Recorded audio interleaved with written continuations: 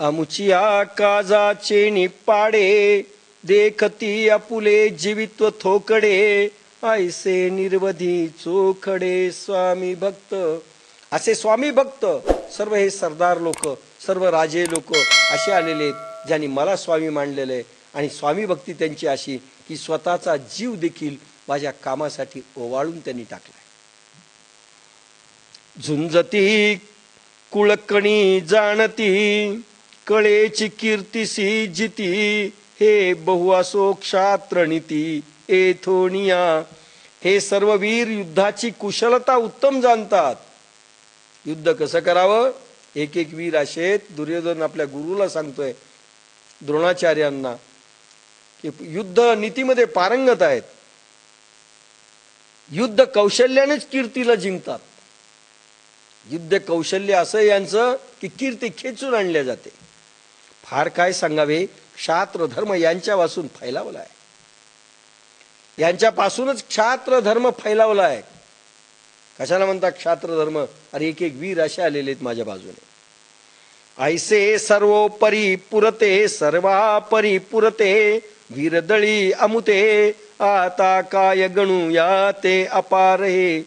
सर्व प्रकाराने पूर्ण असे वीर आमच्या सैन्यात आहेत। आता याची गणती काय करू? हे असंख्य आहेत। कोणाकोणाचं नाव सांगू? असंख्य वीर आलेले आहेत। म्हणजे गुरुनी प्रसन्न व्हावं, आशीर्वाद द्यावा आणि रणयुद्धाला तयार राहावं म्हणून अर्जुन आपला हा दुर्योधन आपापल्या बाजूचे सगळे लोकांची नावं सांगतोय आणि कसे कसे ते सांगतोय।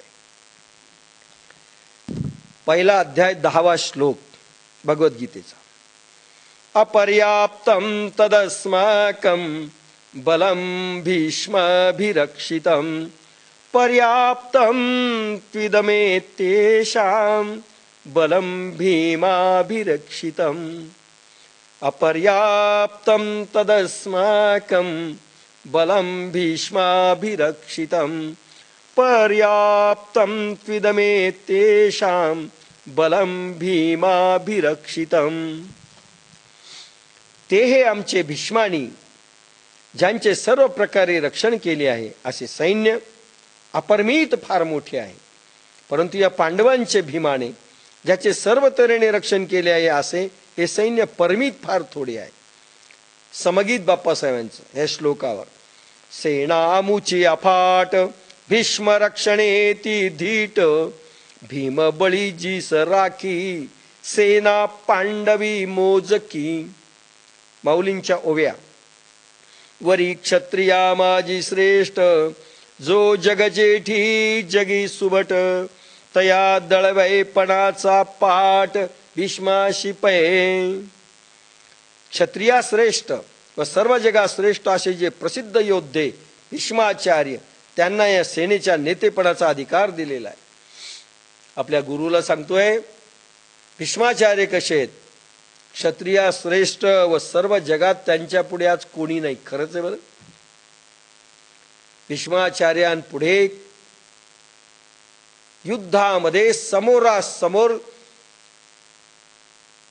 काय म्हणतात धनुष्यबाण हातात असताना समोरासमोर कोणी मारू शकत नाही। हे पहिलं वरदान।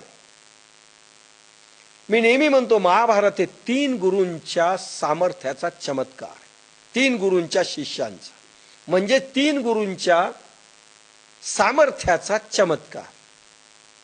नंबर 1 बृहस्पती ज्यांचे शिष्य भीष्माचार्य आहेत। भीष्मानी धनुर्विद्या सगळी विद्या कोणाकडून घेतली? बृहस्पतीकडून।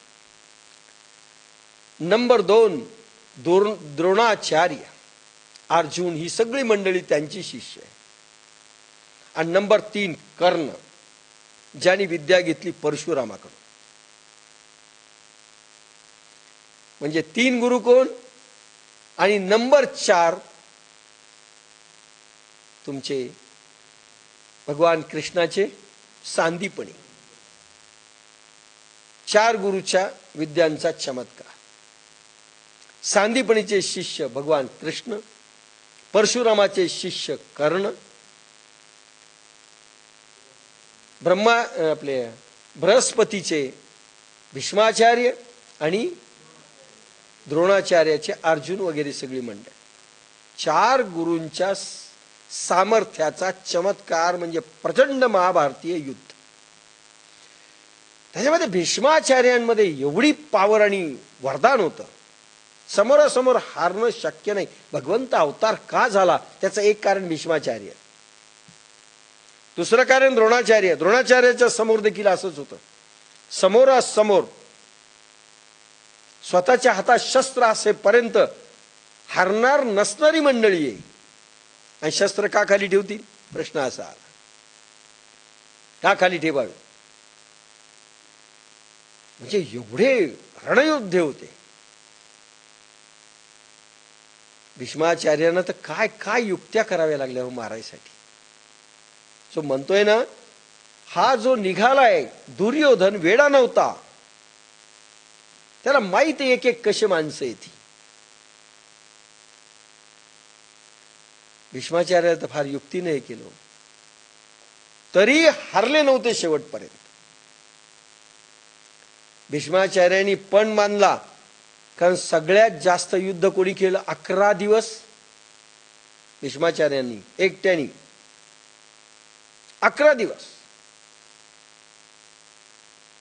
बाकीच्यांनी फार थोडं केलेलं आहे. आणि जायलाच तयार नाही भीष्माचार्य. काय करावं? भगवान कृष्णाने फार युक्ती केली. शेवटी दुर्योधनाने त्यांना फार बोलला एकदा त्या याच्यात, तुम्ही पांडवांचेच आहेत म्हणले, तुम्ही पांडवाकडून लढताय, तुम्ही खरे लढतच नाहीयेत, तुम्ही उगीच शो दाखवता. एका क्षणात तुम्ही मारू शकले असते अर्जुनापासून सगळ्याला, पण खरं तुम्ही आतून त्यांच्याकडचे आहेत. आणि शेवटी त्यांनी पण केला, उद्या अर्जुनाला मी समाप्तच करेल. शपथ खाल्ली. शपथ खाल्ली. कृष्णाला कळाली की कृष्ण घाबरले, आता अर्जुनाचं खरं नाही. भीषण उद्या युद्ध होणार. पांचाली म्हणजे द्रौपदी, हिला हळूच सांगितलं, सकाळी 4 वाजता भीष्माचार्यांकडे, भीष्म उठून साधना करायची 4 वाजता. युद्धामध्ये देखील आपल्यासारखं नाही, काम आहे आम्हाला. युद्धामध्ये जीवन मरणाचा प्रश्न. आणि भीष्माचार्य सकाळी स्नान करून साधनेला बसलेत, त्याच वेळेस भगवान कृष्ण पांचालीला घेऊन आले. हळवार पावलांनी ती आलेली आहे पांचाली आणि भगवान कृष्ण. त्यांचं जे पेंडॉल होतं त्या पेंडॉलमध्ये, आणि आत जा म्हणले आणि युक्ती सांगितली काय करायचं. ते असे ध्यानस्थ बसले भीष्माचार्य. स्वतःची चप्पल जी आहे ना, त्या काळात काय सँडल स्लीपर्स काय असेल, भगवंतानी स्वतःच्या हातात घेतलेली आहे द्रौपदीची. लक्षात घ्या, वाजू नको, हळूच जा, माझ्याकडे दे. स्वतःकडे घेतलेली आहे द्रौपदीची चप्पल. हा विश्वपती काय एक एक अफलातून आहे सगळ्या गोष्टी. आणि पांचाली जाते, हळूच काकण वाजवते.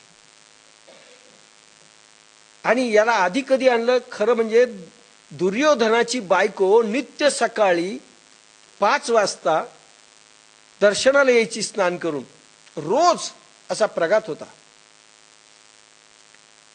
आणि ते आशीर्वाद द्यायचे. हिने फक्त काकणं वाजवले कृष्णाने सांगितले तसं. यांनी डोळे न उघडता यांना वाटलं दुर्योधनाची पत्नी आली.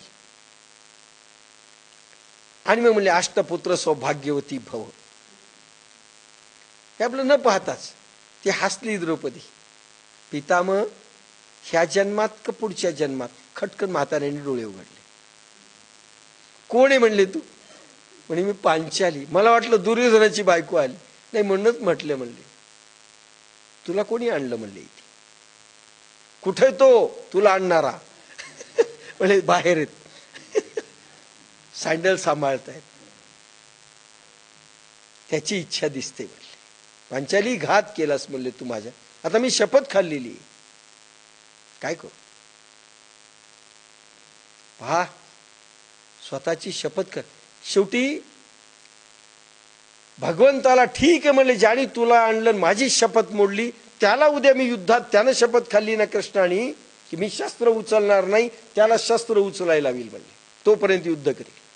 पाहतो म्हणले अर्जुनाला कसं वाचवतो. आणि स्वतः शपथ खाल्ली का की मी शस्त्र उचलणार नाही या युद्धामध्ये. आणि महाभयंकर युद्ध केलेलं आहे.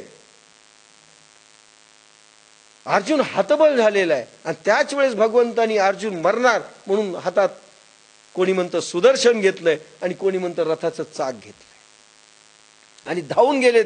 त्याच वेळेस शस्त्र खाली ठेवले भीष्माचार्याने. बस तुझी शपथ मोडायची होती म्हणले, माझी मोडली ना तू. काय अफलातून योद्धे होते. वरी क्षत्रिया माझी श्रेष्ठ, जो जग जेठी जगी सुभट, तया दळवेपणाचा पाठ भीष्माशी पै. क्षत्रिया श्रेष्ठ व सर्व जगा श्रेष्ठ असे जे प्रसिद्ध योद्धे भीष्माचार्य, त्यांना या सेनेच्या नेतेपणाचा अधिकार दिलेला आहे. बरं पुढे शस्त्र खाली ठेवायचं नाही. मग शिखंडी आणला. तुम्हाला माहिती आहे ती कथा. शिखंडीला समोर केलं कृष्णाने की ज्याच्यावर ते बाण मारायचा नाही.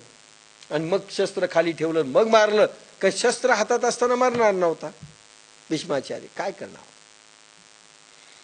आता याचे निबळे गवसले, हे दुर्ग जैसे पन्नासिले, येणे पांडे थे कुले, येणे पाडे थे कुले लोकत्रय.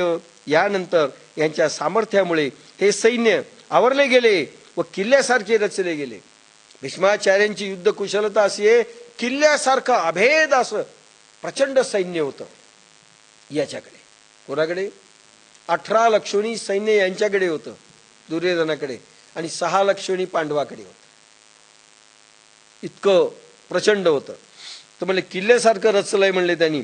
यांच्या सर्वांगीण सामर्थ्याच्या तोलात तिन्ही लोकही तुच्छ आहेत. अरे तिन्ही लोकांचे देव जरी तुटून पडले तरी शक्य नाही म्हणले जिंकणं.